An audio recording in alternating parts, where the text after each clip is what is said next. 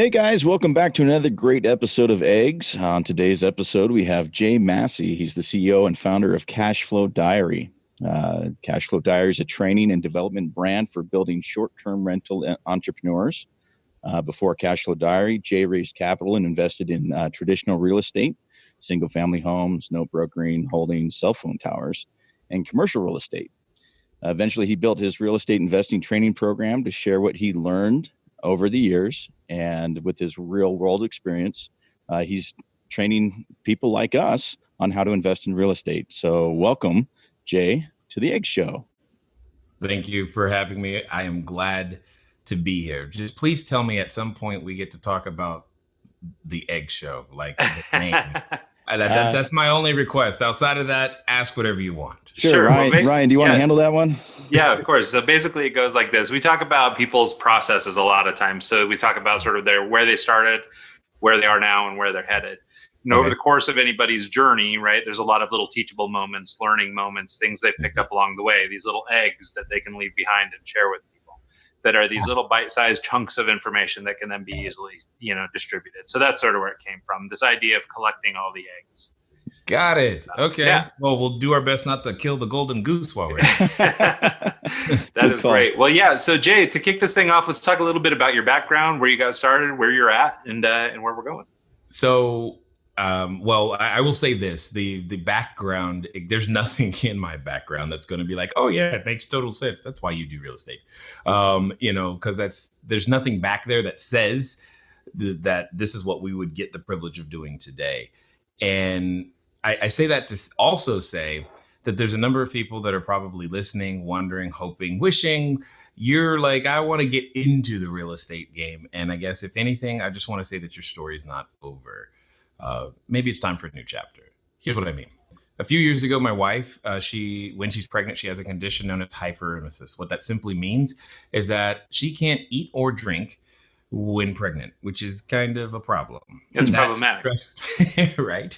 That stressed me out. So I went to go play volleyball. While playing volleyball, I jumped and landed on a guy's head and punctured my lung, which then meant I could not walk and talk simultaneously without fainting. I share that with you because it's important that you understand that when I say things like we didn't have any money, it wasn't like we were going to work in the conventional of what most people mean when they say we didn't have any money, or because in the past I've worked with, professional sports players and whatnot. And sometimes when they say, yeah, I don't have any money, they mean I'm down to my last 2 million and I don't really know what I'm going to do. And I'm not saying that. I'm saying zero would have been a step up. I'm saying, I'm saying if I didn't do something, we were literally at every day 24 hours from starving. So it's really important that you get that, because that's what started the process of us selling our personal possessions on eBay, because I didn't know what else to do. There was like, what do you do? If I can't walk and talk, she can't eat or drink, she's in the hospital, and I'm stressed out wondering if she's about to die. That's really what's going on. How do you focus and plan anyone's financial future? Because that's what I at the time, I was a financial planner, an independent financial planner. And it just didn't work. I can't exactly say, hey, come on over to the hospital and we'll plan your financial future. That wasn't the plan. And I was presented with a choice, either stay by her bedside or go to work and leave her. So I chose to stay by the bedside. We started selling the personal possessions on eBay. And it wasn't enough. So we started squatting in bank-owned property because that's what we had to do. And, we were making decisions, electricity or food. And around that time, a friend says, why don't you come be a real estate investor? Now, you got to understand, my credit score is 398. I legit have no dollars. He's inviting us to lunch. And I hope you pay for lunch because I don't know how that's going to happen otherwise, is what's going through my head. And here he is talking about real estate investing. One of the interesting things about being human, often when we're presented with an opportunity, what we do is we come up with all the reasons it won't work, why we don't, or how we're not qualified, and what we don't know, and the resource we don't have. And for whatever reason, this was one of just like the one time I didn't do that.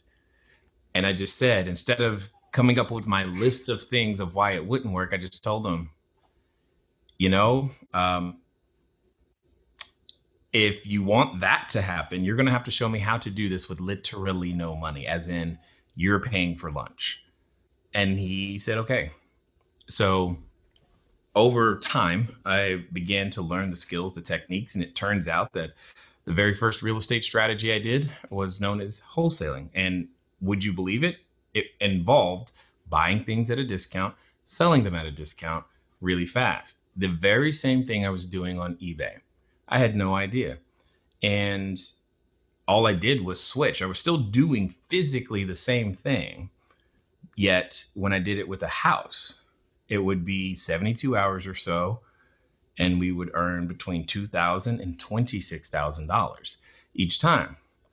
And our life began to change really, really quickly because, in my family tree, there wasn't at the time a household that had earned six figures, let alone one individual. That was a new thing, So imagine the first 6 months of the year and before all of this tragedy, and then the last 6 months, you literally knocked down six figures for the first time ever in your entire family tree, So we ended up doing around 200 transactions that way and have migrated from there because right after that, I found out what taxes really meant. Right. And so I made some adjustments and started what I called our house collecting phase. And I say collecting because that's just what it kind of felt like. It wasn't really so much as like, ooh, I don't have one of those, so let's go and buy that one too. And that's kind of how it went down because I didn't want to pay those taxes like that ever again. And we ended up with about 450 doors when it's all said and done. Cell phone towers, as you mentioned, commercial real estate, apartment buildings, et cetera, et cetera, et cetera. And from there, I got bored and I wanted more business local to home because all of that was back east. I live in California. And my younger kids thought dad was a YouTube star. And I'm like, that's not right. So I wanted them to see what dad did. And by this time, I had taught enough individuals how to replicate what we were doing. One of them came to me and just simply asked, hey, have you ever considered, then they said, have you ever considered Airbnb? And I was like, what's that? And anyway, that turned into show me the numbers. And if the numbers make sense, I will, I'll look at it. And it's the only time because I've had the privilege of speaking on a lot of stages with a lot of people whose names you would recognize. And I'm offered a lot of things, but it's one of the only times I've ever said, yeah, I'm going to go do that because that has better numbers than what I'm doing now. And it'll allow me to provide jobs here locally and my kids can be involved. There were so many stackable ands on that. I was like, this is exactly what I was looking for. And then the only change that we've made since is when I built the original portfolio or whatever you want to call it, it was mostly about me trying to prove that I could do something and go out there. The difference is now I want to bring more people with us because what I learned from doing short-term rentals, it was the fastest I'd grown anything to seven figures. And it was like, wow, that happened really quickly because it took us about 6 months. And I'm like, that's not normal. And it started out as a test. Was it just me? Or was there something unique to the business model that made it accessible to more people so that they could do it too? And then over the last, 3.5, 4 years now, that's what we've now proven. It's just a business model that, yes, still involves real estate. Yes, involves a path to owning real estate long term, but it's just more accessible. And so now that's why I get up, because there are people out there, some of you that are watching right now, I know things don't feel good. I know exactly what that's like. I remember vividly that, how we do dream boards and all this other stuff. One of the goals that I had on there, and under be consistent, was simply get out of bed. That was a thing on my to-do list because I was not feeling so hot like a husband and a father when your kids are staring at you like, what are we going to eat? And you don't know. Not because you can't cook, not because, but because there's no food and you have no way to procure any, and you don't know. It's one of the worst feelings on the planet. Yeah. And knowing that there are people like that, I just want to make sure that they hear that there's still a way. It's not. I think that's an amazing message. And I mean, really, heartbreaking story, but it sounds like it ended up well. And, I got nothing to complain about. In fact, it's a gift. It's now a competitive advantage. That's a whole nother story though. Well, and I just love that turn, right? Despite, because there are a lot of people that might go through a situation like that and have just this attitude, poor me, pity me, blah, blah, blah, and not look so positively back at it in retrospect that this is a learning thing that now I can teach others. So really cool story. I love that. So for the person, because I think a lot of people maybe are hesitant to get into real estate for reasons of, I must need a lot of money to get into that. Can you maybe talk a little bit about sort of those first few properties as you started moving into doing this work? I assume it took a little while to build before you actually had a nest egg that you could work from. Got it. This is what I meant by a gift. So some people believe because they have the credit score, because they have the capital, therefore they are ready to do real estate. And others just the opposite. Here's what I know. Neither of them are ready.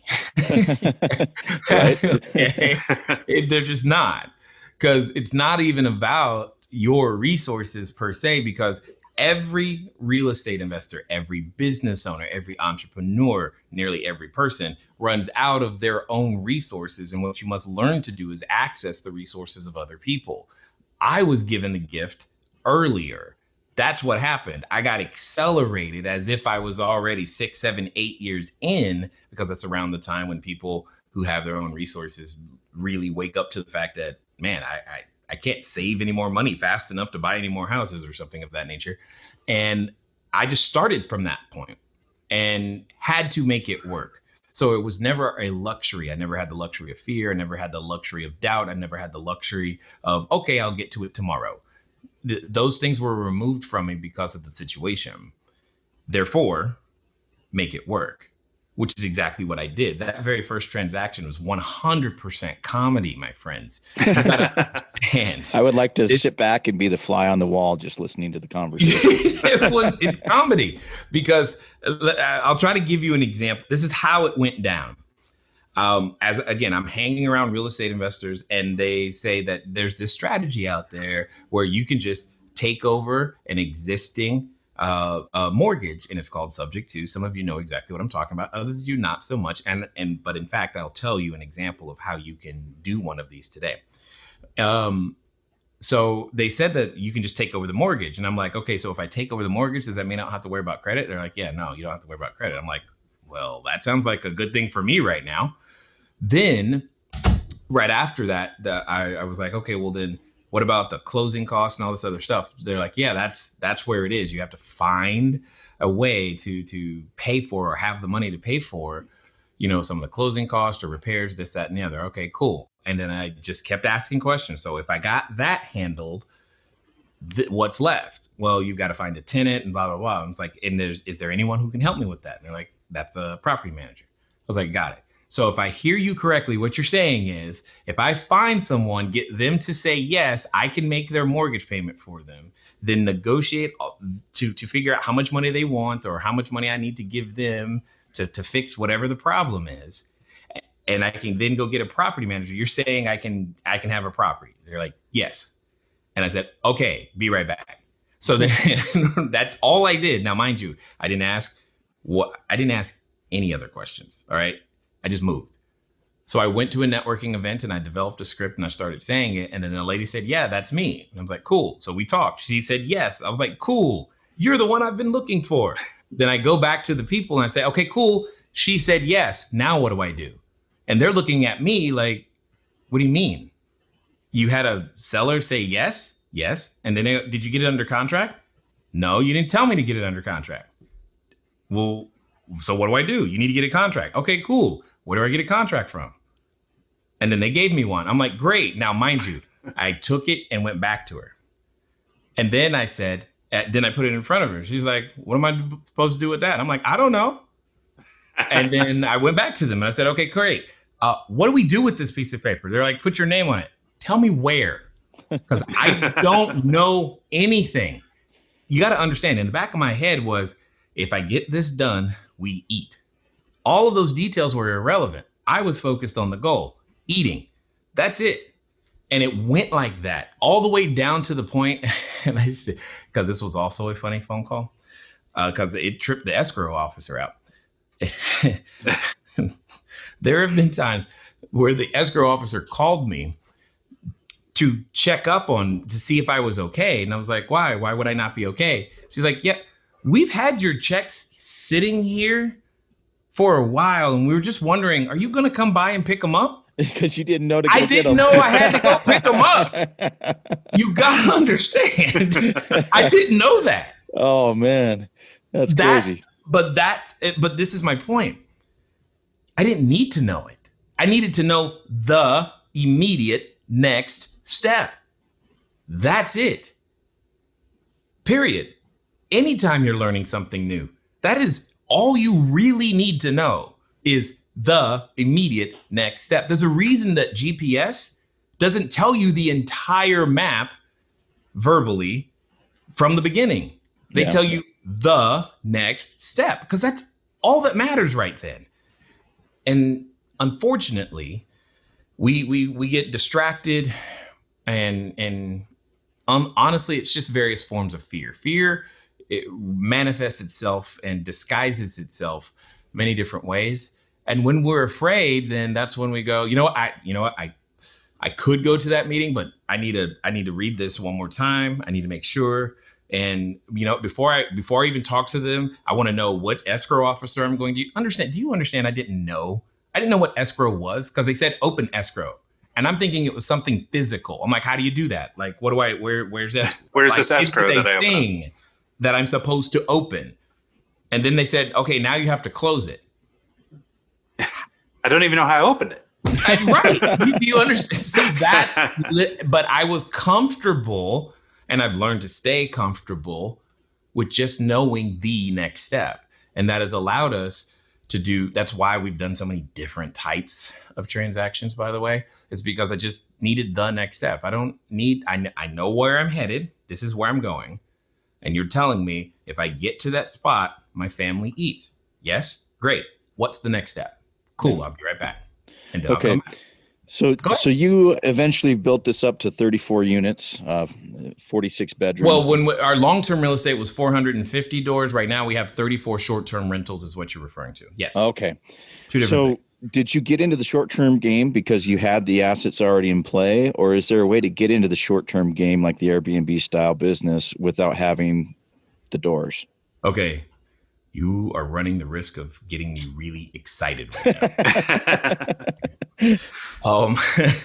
Because this is what I know. You can have the same amount of assets I had and get started right now with the short-term rentals. And that's why I'm so freaking excited, is because the barrier to entry is below the floor. It's just a matter of being willing to do the work. Really willing to do the work. And if you can do that, you have the physical ability to, it works. Because see, here's the difference. And this is what I've learned. When you own a large portfolio, you spend a lot of time juggling the mortgage payment versus cash flow, which usually means, do I fix up the property or do I take money out of the business? You're making that decision. And those of you with property right now, you're nodding your head yes, because this is a decision you're making all the time. And I didn't like that. I didn't like thinking in order for me to make money, I have to provide a subpar product. That wasn't good. I don't like that. And then that's kind of the situation until the mortgage gets paid off. Once the mortgage is paid off, then you got different choices. So here's what happens. Just change how that property is used, right? And you can increase the income to eliminate the negative part. It's a great place to build wealth, horrible place to build income. Real estate in general is a great place to build wealth, especially traditional. but it's a horrible place to build income. So the only thing here's what I'm saying. We all have limited time, limited resources, limited money, limited everything, limited knowledge, limited expertise. And when you go to deploy your assets, you need to make sure that whatever asset you are deploying is going to produce the character and type of return that you need, that is going to give, in essence, the highest return on investment. And I can prove mathematically, we have proven with all kinds of people all across the globe now, that you will end up owning more property if you start with short-term rentals first, as opposed to jumping straight in to buying a property and then using that property as a short-term rental. You start leasing other people's property first. You learn to run that. You grow that. And then you take the cash flow from the growth of then you have 10, 20, 30, 40, 50, whatever, how many ever units. And then you take that excess cash and deploy it into now buying real estate. And then the real estate you just bought, you use it the same way you did over here when you first got started. And to get a lease, especially because this is a business strategy, has nothing to do with your personal credit.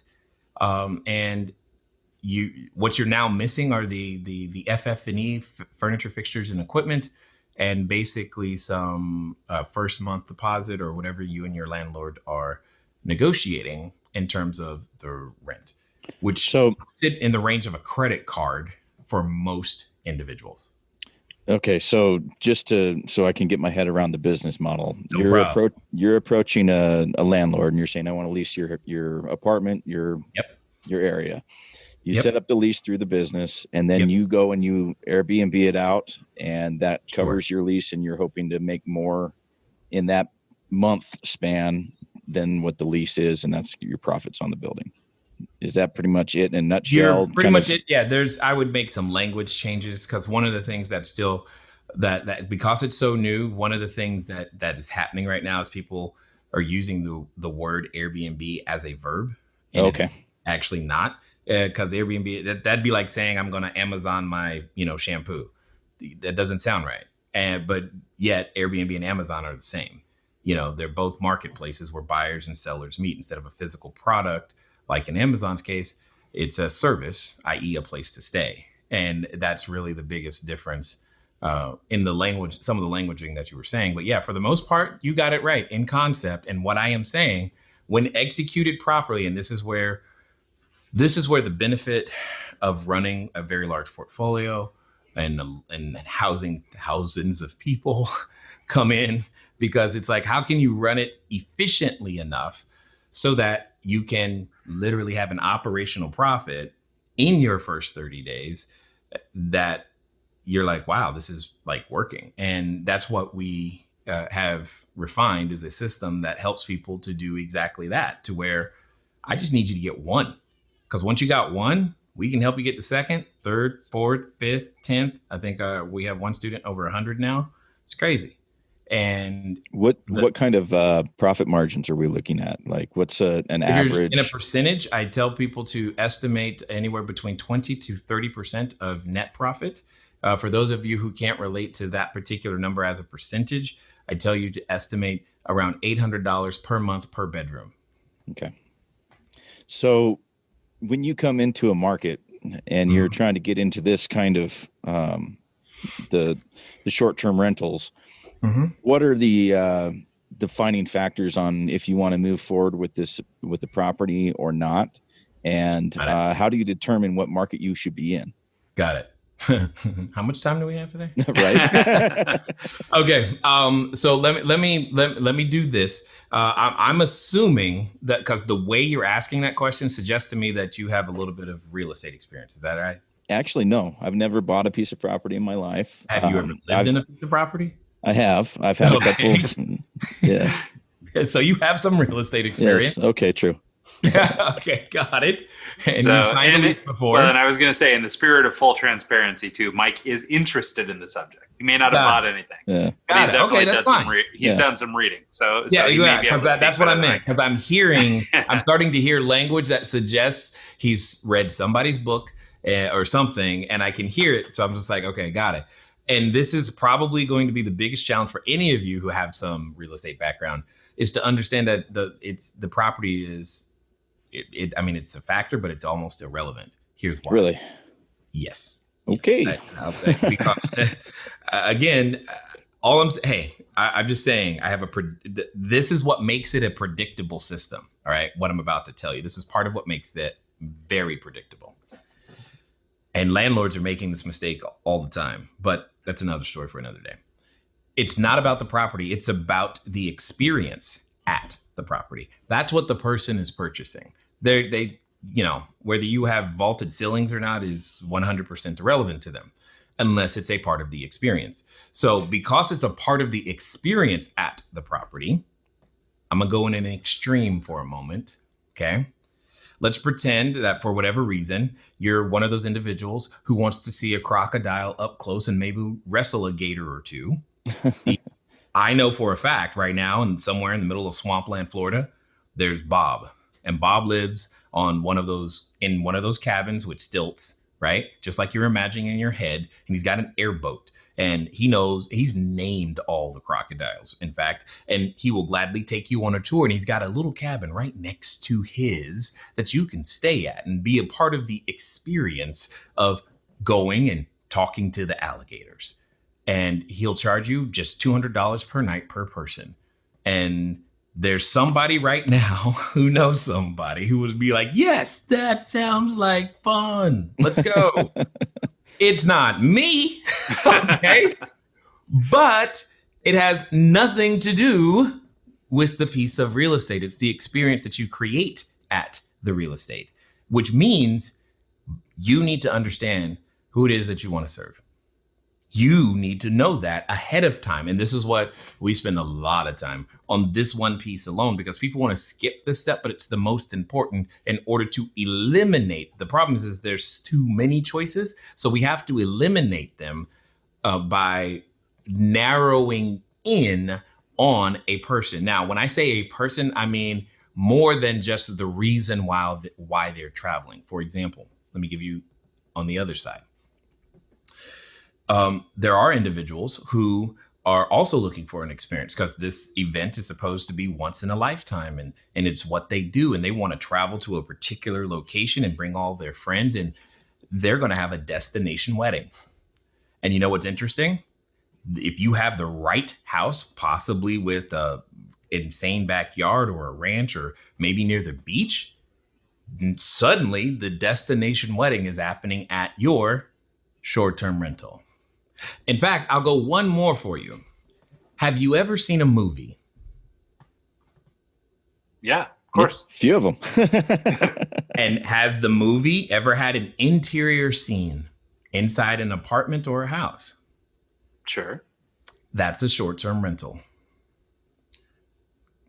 My point here is that it's not about the real estate in and of itself. It's the experience at the real estate. And you can customize an experience once you know who it is that you are trying to attract and serve. So when you ask me, what about a studio? Does it work? The answer is yes, but it depends on who are you serving. Because if you say to me, I want families with small kids, probably not, because they may have too many children to fit inside of a studio. So you might want to at least have a 1-bedroom, probably a 2, in order to make that work. So, but for example, if you're trying to cater to business travelers or something who just need a studio for a night or two, and they're choosing this as an alternate to a hotel room, for example. Boom. Now you gotcha. You've got a market there that you can serve. And because you understand the needs of that customer, you can tailor your properties to suit. And that's exactly it. That is the answer. Right now, most people, I call them hobbyists, they're confusing the fact that they're earning money with, they know what they're doing. Because right now, that's the state of the market. You don't have to be good right now. You just have to be present. That's it. You just be present, and you're going to trip over cash, and a lot of it at the moment. Over time, as the marketplace matures, you're going to have to be good. You're going to have to know who you serve. just like the Ritz-Carlton and Motel 6 and Marriott. Different They clientele all know altogether. who they're. What's that? Different clientele altogether. Motel Correct. 6 and the But they're Marriott still are two providing different. a place to stay. Yeah. There's still a bed, right? It's still a place to stay, but the experience at each of those is different. And you pay differently for them because you have a different expectation for them. They've laid out the path. It's just not been possible or as probable as it is today for you and I. And the advent of technology, what's happening is they just got a little upset that we're, beginning to encroach on an area that they previously had exclusive access to. And here's the funny thing. If you were Mr. Marriott, you would be doing the exact same thing because you would protect your territory. So I don't fault them necessarily for doing that. All I want to say is, look, there's a way for every one of you who is listening to my voice. If you have the capacity to hear this, you can make it happen. And then what ends up happening is, because now hear what I said, I'm just going to use the number $800 per bedroom. Think about that for a second. Now think about how much your monthly income is. If I said $800 per bedroom, realize that for most people, they need like 6, and they've just replaced their job. Ta-da!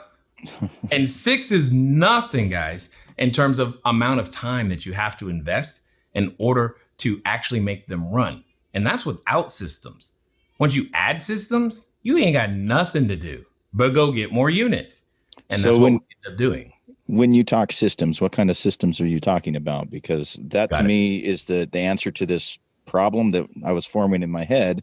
Is like, now you've got 30 properties and you've got to manage bookings. You got to get them out. You got to get them cleaned. You got to do all these different things that short-term rentals come with. How do you create the system to operate itself? Like, what's the answer to your question, I'll be general, is to develop an extreme, intense sense of generosity. Here's what I mean. In order for you to accomplish your goal, you have to be willing to take on the responsibility of providing jobs for other people. Sure. I've never cleaned any of our units. One, you don't want anything I've cleaned. Okay. 2, someone else is willing to do that job. We are the entrepreneur. Our job is to organize resources and put them into productive capacity, not deliver the service. That's what we do. We organize the resources and put them into productive capacity, preferably at a profit. And what we do is find the people who are willing to do the other pieces of that system. The system delivers the service. So the reason I can sit here and just look at you guys and do podcasts all day is because the system is delivering the service. What does that mean? The system is attracting the new buyer. The system is talking to the new buyer back and forth. Yes, we're using machine learning and AI, but but it's also supported by actual physical humans there as well. Because that's one of the things I know about us humans is that we're all impatient. So we developed a system whereby we can respond 24/7 in less than 7 minutes or less, 24/7, multiple languages. That's how we do it. Okay, that's number one. But once the conversion happens and you've now decided, because we're answering your questions, and a lot of those questions are being actually answered by a computer because you guys ask the same questions over and over again. So it's easy to train a computer to recognize, oh, this is the parking question, So it's really easy to do that. And then once the conversion happens, then it's a process. We got to make sure that at this time, you got to get you this information, and then get you this information, and get you this information in this order relative to the number of people that are staying, where they're coming from, blah, blah, blah, blah, blah. So and it's very systematic. Go ahead. I was going to ask, I was listening to one of your podcasts earlier. Love the intro and the production, by the way. Really well done. Thank you. You were talking about a calculator that you guys provide. figures that all out. So I'm assuming that you're providing tools for people like me that want to get into this. Of course, I have to. The calculator, the machine learning stuff. Is that something that like I could subscribe to and be a part of? Yeah. But basically what we do is two things. And this is the fun part of what I get to do. Here's what I mean by that. There are a number of tools that are out there that I call expert tools. Okay. So take a camera, for example. There are many kinds of cameras and you get that idea. And there's some really, really expensive ones. You could go buy an expensive camera today, but just because you have that expensive camera, that doesn't mean you know how to use it or produce an image with it, etc. So that therefore means even though you have an expert tool, you also have to be taught and trained on how to use the expert tool expertly. And that's where we come in, is we're constantly evaluating tools, by the way, because that's just necessary for us to continue to iterate and run our own business. But we're also teaching you how to use the same expert tools that we use to go out there and to deliver service. And that's really that's the entire thing in a nutshell. You know, imagine being able to apprentice with, you know, a master blacksmith, and they work with you day one.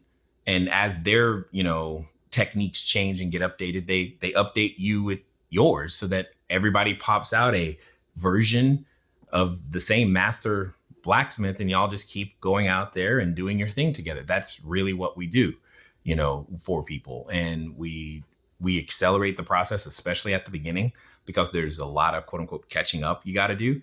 But at some point, many they get it to the point to where they can begin to contribute back. And I love it when that happens, because then those who have already been are now helping.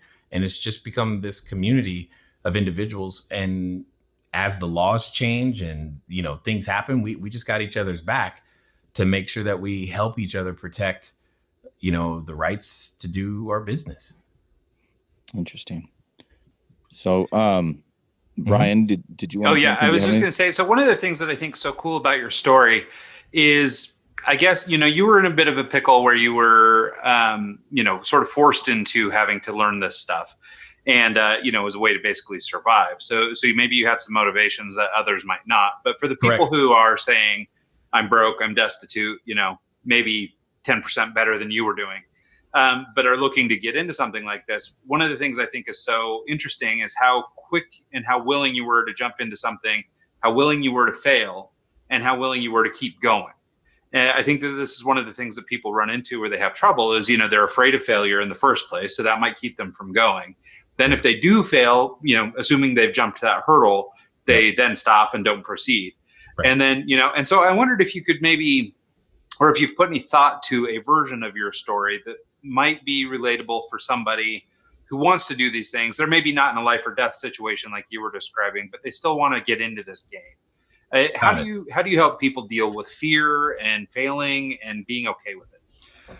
Okay, so I just want everybody to know we didn't plan this, but chapter 2 of my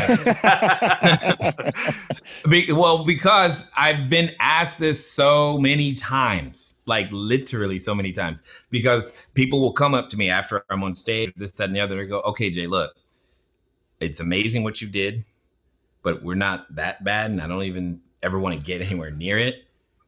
But I need the motivation. I need the what's going on. Can you help me? And I had to put a lot of thought to that, because I'm like, yeah, what is going on? And here's what's going on. You're comfortable. You don't have to. And because you don't have to, don't. Here's an example. Both of you.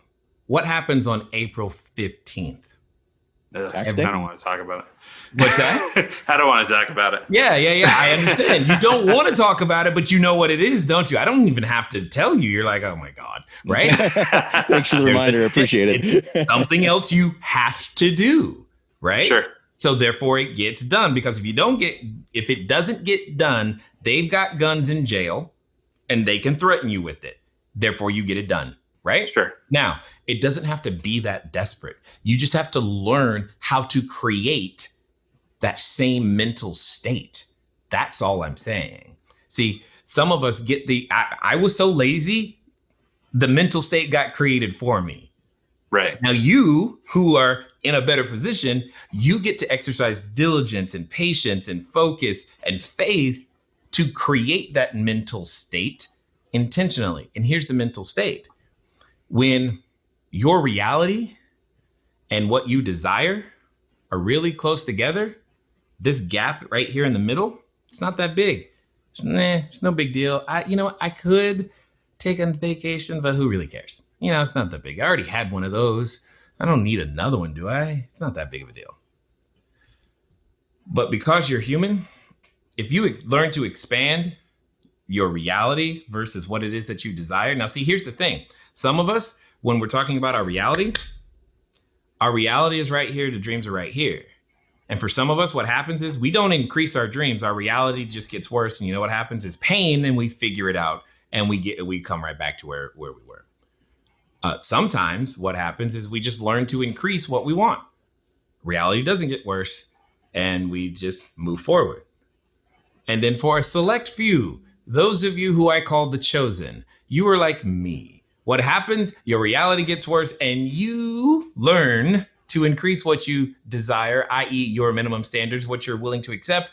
And because you have been pulled back so far, you tend to overshoot because that's what happened. I thought I was going to be done because I would tell myself, oh my God, if I could just get to $10,000 of passive income a month, that'll be great. No one told me I could do that in 18 months. But I was in so much pain that I was just going to keep working until it happened. I didn't know when that was, and it didn't matter. See, it's not so much about learning something new. It's more about unlearning the things that have made you poor. Yeah. And some of those things are, you work from 8 to 5. No, you work till the job is done. No one likes to work until. I got that. But you work until the job is done. Our military gets that. They understand the mission isn't complete. That's when you rest. Once the mission is complete, your mission is probably not complete. But if you don't have a mission, if the reality and your desire are so close together that it already feels like you can reach out and touch it, then it doesn't matter. But that doesn't mean go hog wild and create something like, ooh, I want a Bugatti. Great, wonderful. But your body, your mind is not prepared for you to believe that you could have that yet. So you got to take it in baby steps and put yourself in situations to where the things that you think are great are the minimum standards of others, period. When I say something like, was it $10,000 of passive income a month? I know that that's very valuable and awesome and great. But I also know that if that happened today, I would be crying. Like, oh my God, I had the absolute worst month ever. You know what I'm saying? It'd be, that would be bad for your boy right now. And it's like something really bad happened. So these are, in that relative perspective, those are the things that make the difference. But ultimately, all you're saying to me is what you desire, you don't believe it. And if you did, or whatever you do believe is still too close to you to get you to do something that you wouldn't ordinarily do. That's why you believe you can save your way to retirement, because you don't understand the numbers. You actually believe you can, and you can't, but you believe you can, so you don't do anything about it. If you actually understood how inflation and taxes, especially together, work, all of y'all would be like, oh my God, I podcast. What else can I do? If you understood, we would be acting differently. And there are moments where humans, we understand that urgency, because it's right in front of us. You heard stories of moms lifting cars and people doing all kinds of crazy things to save their kids and this stuff. And you're just like, how did that happen? Well, they had a reason now, and it was urgent and it was clear. And we don't walk around with that clarity, and we walk around deceived. I'm okay. You can turn on the news every day and see someone worse than you. And you know what effect that has? It tells you you're okay. I think that's a great observation, because I think I mean, comfort is sort of the enemy, right? I mean, it's great to be comfortable, but I mean, this idea that it sort of is prohibiting your ability to move forward is so true. Not just I mean, prohibiting, it's absolutely crushing your desire. It's crushing you from doing the action because you hit on it earlier. Risk is a part of the equation, period. Failure is required. You know how you had a prerequisite in college? Failure is that prerequisite here. Yet between kindergarten through 12th grade, you know what you were taught? To get it right the first time without help, which does not happen in the real world. Life gives the test first, then the lesson. And most of us are not equipped to handle that. Now, those of you who are a musician, if you're an athlete, or an artist of some kind, you have better skill sets here because you've learned to fail. You fumbled the ball and you had to get up and go to the next play. I love that he said musicians and creative types because that nailed the both of us on the head. And we both failed multiple times. Yeah. Yeah, you had to. That's how you made your masterpiece. You hit that wrong note. You thought you played the scale. Your teacher looked at you, nah, that wasn't it. Try again. And you tried again immediately. You didn't wait 2 weeks, then try again. Because that's not how you learn. We have never learned any other way. And now we have an addiction to looking good. And the problem is because of that addiction, you can't learn and look good at the same time. So we don't learn. We literally choose to not learn because we would rather look good. I didn't have that luxury. I couldn't look good because I couldn't eat. And it wasn't like, oh, no one will know. No, we ain't ate. I got it. I mean, come on. I got to do something. And all I'm saying is that when you can take your desire and your reality and spread them apart enough, and especially once you empower that sucker with belief, believing you can do it, not that it can be done, but you can do it. Man, what humans can achieve is it's my greatest joy. It's why I get up. You can probably hear that in my voice right now because I want more people to have that. I was given it, and I don't want you to get it like I got it, but I want you to get it. Yeah, nobody wants your gift, man. Nobody wants your gift. But it's still there for you, regardless of how much you have, if you can just understand that failure is a part of it. And I got it. You went to school, you went to college, I've had doctors tell me that's not fair. I'm like, what do you mean that's not fair? I had to go through all this school and blah, blah, blah, blah, blah, and you earn more money than me. Sorry? I don't know. No, what do you want me to say, buddy? I don't have a rebuttal. But maybe I failed more than you did. I mean, I don't know what to really say. But I got 6 doctorates and from the School of Hard Knocks. Yeah, exactly. And what's funny is that when I'm on stage, I often tell people I do have a PhD, public high school diploma. Yes. Perfect.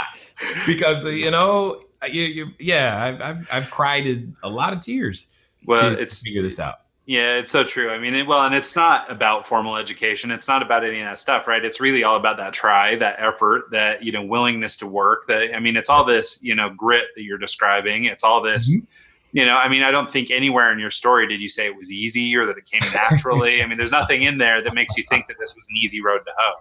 Yeah, none of it is. Well, and I think that's refreshing, right? Because I think in sort of our Instagram culture where you get on there and every 26-year-old's got a yacht and, it's pretty easy to get pretty down on yourself and start feeling like you're not doing what you should be doing because look at all the success everyone around me's got. Well, then all you got to do is just become the 26-year-old that's renting the yacht to the person who wants to have the Instagram shoot, and you're good. You don't really care. You want more people to come. DC. It's a matter of understanding how did they get that shot? They probably because trends.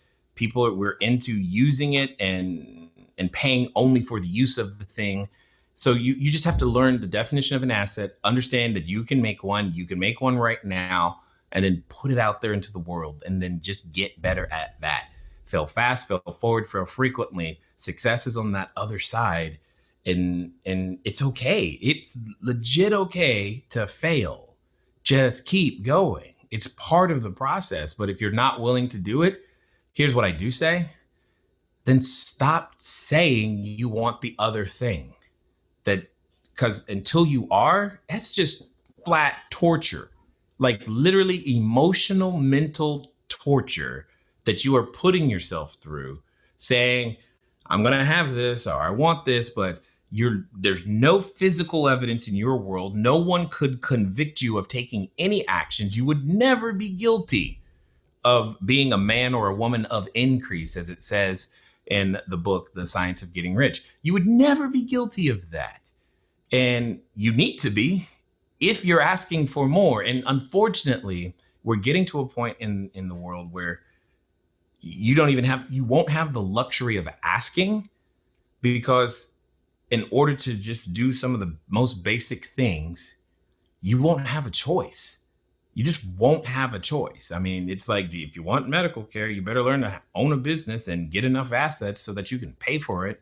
I mean, and I hate to say it that way, but we have to be willing to take control and make it happen and provide value to each other. I know you were taught to go to a job fair. Don't be a job taker, be a job maker. Yeah. It's not that hard anymore. Yeah, no, I think that's a great point. And I think it's also getting to the end of this. And honestly, I don't know how much better we can do. So I think we've landed on some great stuff. Hey, so Jay, Where can people find out more about what you're doing, your coaching, your podcast, all this kind of stuff? Where can people trace you down online? Yes, please. You can stalk me at the following place. No. You mentioned the calculator earlier, so I want to make sure you know how to get to that. It's cashflowdiary.com/how many units, like all three words all together. Cashflowdiary.com/how many units. It's very simple. You put in your information in the calculator, and it's going to tell you how many units you need in order to retire. Period. Ta-da. And now, because one of those things that's challenging, because when people say, ooh, I want to get into real estate, you ask them, well, how many units do you want? I don't know. I just want more. Great. It's kind of really hard to hit a goal when you don't know the game's over. It's like, when do I win? I don't know. Doesn't matter. I just want to be in real estate. You got to have these numbers so that you know what you're aiming for. You'll do better. And then the podcast is cashflowdiarypodcast.com, and then obviously just cashflowdiary.com. But at the end of the day, if you type Cashflow Diary in on almost any social media, you will find us. I just want you to be better. Just want you to understand your story's not over. And there's a way. Awesome. So you held up a book earlier. What's the name of the book and how can we get it? It's also named Cashflow Diary. Oh, perfect. All right. So it's absolutely available as well. And again, I think if you go to cashflowdiary.com/audible, like if you're not an Audible member, they'll give it to you for free because you get a 30-day trial and whatnot, but they'll give you that book for free as an audiobook. So yes. Oh, nice. That's awesome. Yeah, that's awesome. Hey, cool. Actually, Ryan, I have one question if you have time. Of course. How does the conversation go with the landlord when you approach him and say, hey, I want to turn this into a short-term rental property? I was waiting for that. Yeah. I was waiting for that.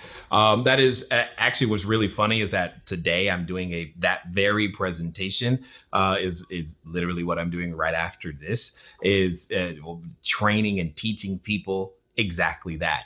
Here's the thing. You and I don't do anything, nothing without a reason to do it that we believe. So here's my point. If you're bleeding, you go to the emergency room and the person behind the desk says they can help you. Because of everything else surrounding there, you go, cool, great, you can solve my problem. But you don't care if that doctor got a B, C, D, E, or F in biology. You can solve the problem. So I say that to take the focus, because when I start talking about the answer, we tend to put the focus on, well, but you don't know me, Jay. No, and he doesn't know you either. Or she doesn't know you either. What they do know is that they have a problem. Their problem is vacancy, and you need to represent the ability to solve it.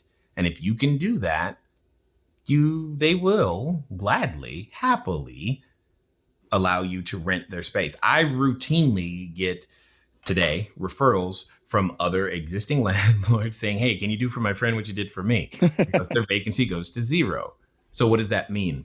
That means you're being very transparent and you're letting them know, here's how this works. And in fact, here's the beginning of the script so that everybody knows. So for those of you, if you are riding the bike, washing your dishes, something of that nature, you're going to want to hit that little bookmark button right now. You ready? 1, 2, 3, hit it. Good. Great. The very first words out of my mouth for every person is as follows. Hi, my name is Jay. My company and I are looking to lease a number of properties in the area. Are you the right person to talk to about that? That's it. They're going to say yes or no. Now, I've used those words a lot, and so have my students, and it says everything you need to say right now. Because right now, at this stage of the relationship, all you need to know is my name, that my company and we're looking to lease a number of properties. That's all you got to really get done, right? And are you talking to the right person? Because if you're not talking to the right person, guess what? It don't matter at all. Okay. So what we then do is we have a conversation. But because that conversation at that moment is on the phone, the only goal is to get an appointment to see the building. And then once you're there, you answer the questions, because I know what's going on in the back of your head. There's 2 main questions. Hey, what happens when they say, is this Airbnb? Or when they say, well, what does your company do? Totally understood. And while we don't have time for it all today, here's what I will say. The answer to what does your company do is you describe vividly, specifically who it is that you want to serve, which is more than just saying, oh, well, business travelers. That is woefully inadequate in terms of description. Okay. But my point is, we teach you to describe that person in such a way that they go, oh, okay, got it. I understand. That's what your company does. Now, see, what my company does versus where do we and how do we acquire our customers? Those are 2 different things. So here's the number one thing most of you are doing, and this is why you're being told no. Because you keep saying things like, oh, I have an Airbnb business. And that's exactly where you're going wrong. 1, you actually don't have an Airbnb business. And 2, you're not realizing that ABC, CBS, and CNN, also known as constant negative news, got there first. And they have told and given your landlord a preconceived notion of what that means. And let's just say their job isn't to give them a good impression. And they did a good job. So that's why you're being told no. And then when it comes down to, hey, well, is this Airbnb? Once you understand that it's a marketplace and that you're talking to a landlord, there's an entire script, but what it ultimately comes down to is saying, or just asking them, have you ever gotten a tenant from Craigslist? Now, I know as a landlord that they have. Okay. I know they have. I just need you to admit it in this conversation. Okay. And then when they say yes, I just ask them, okay, cool. So when you got that tenant, what did you do next? Did you just let them sign a lease and move in? Well, no, God, I would never let them. I do this, I do that, blah, blah. I do all of these things. Great. We do too. In fact, we're about to make a very significant investment inside your property. And anyway, when you understand, or when they begin to understand that we're on the same side, and you run wholesale, I am retail. And that's ultimately the difference between the 2 business models. So it's like going to Costco versus going to Target. The landlord is Costco. The traditional landlord is Costco. We're Target. And between the Costco and Target, is there a markup? Yes. But does Costco care that Target makes money? No. It's just that simple, right? And at the end of the day, that's when you understand that's what you're doing. You just have to learn how to explain it to people.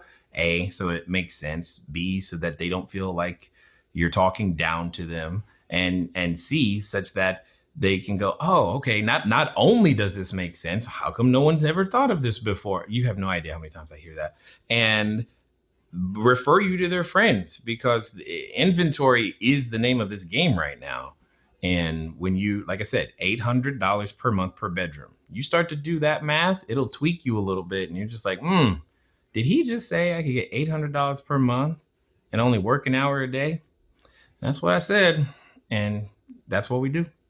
So I hate to keep prolonging this, but I have Bro, it's fine. You're the only one who didn't know this was going to happen. I knew. I'm ready. It's what happens every time I open my mouth, that I'm used to it, bro. I really. What you want to know? What's funny is sometimes, like if I'm talking to a banker, or for a credit line, or all these other things, because they start asking some of the same questions. I can hear the disconnected robot, I'm at my job, just doing my job and filling in a form voice. And then all of a sudden, I can tell when it switches, because they'll say, hold on, you mean kind of like that Airbnb thing? Yes. You do that? Yes. And then they'll say, and then I can hear them, I can hear the doubt in their voice. I was like, okay, no problem. They'll go and they're like, okay, just make sure you send in your bank statement, all that stuff. And then the next phone call, I get riddled with questions, because now they're like, okay, you got to tell me what you're doing. I looked at your website and I'm just like, here we go again. It's all day, bro, every day. So well, I appreciate you taking the time for us, and it's fine, man. I'm used to it. My question comes down to metrics. Okay. Is there a way that you can actually look at a market like Salt Lake, or Salt Lake's great, actually. Salt Lake, we have a lot of students out there. They are absolutely crushing it. How do you look at the numbers and determine what an average, rental goes for? How you can, is there a way to get actual physical numbers and see what the market's doing? Got it. Yeah. See, and that's where the what's the word? The real estate training that you have, it unfortunately fails you right now, because the technology is not there because you're trying to pull comparable sales. Yeah. And I understand, because that's what you've been taught. That's what you've been trained. But unfortunately, that data is not clean or exists. So there are companies out there that will say that, yeah, we can tell you, but I can unequivocally tell you that the technology is not there yet to be able to tell you how to do, or to be able to actually make that happen. That's really the problem here, is technology is behind, because and I'll give you a quick example for those of you who are like, nuh-uh, that's not what they said. Let me tell you why. So, because most of that technology is just scraping the Airbnb public information or that's available. So let's pretend that right now you've got a unit that's available tonight and it's $150, right? So it goes right now and scrapes and says, okay, cool, the unit's open. That means it's vacant and it's $150. Then it waits 3 minutes, and in that 3-minute span, you get it. It scans again, but this time it shows that the day is blocked. They will often record that as, oh, that means it got booked, and it got booked at $150 a night. Well, what if in that 3-minute span, your team informed you that you sprung a leak and the house is flooded? Well, you blocked the calendar, and what did you get exactly? You didn't even get, you're not occupied, and you got no money. But they report a false positive in that case. And that's a problem. Yeah, sure is. What if you had a direct relationship with a government entity? Well, many government entities, you know what they do? They got a minimum. It's like, we can only stay there if it's $200 a night. Well, it's blocked, but you actually got $200, not $150. So again, so you've got issues on both sides, that the technology is not yet there. And there are even more reasons than just those two, but the technology is not yet there, to my knowledge, to actually give you accurate data so that you can actually pull comparable sales. The best you can hope for is, and you've heard this on CNBC, you've heard of same sales year over year, same store growth year over year, same sales growth year over year, store to store. They can compare a store to itself. The challenge is you got to wait 12 months before you can do that.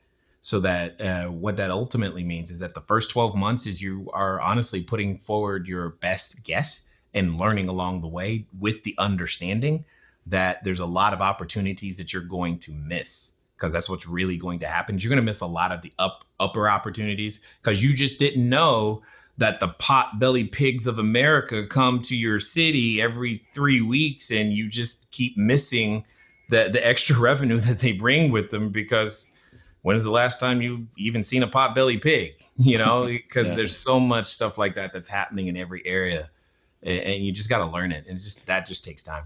So, last question, I promise. No, it's not. It's okay.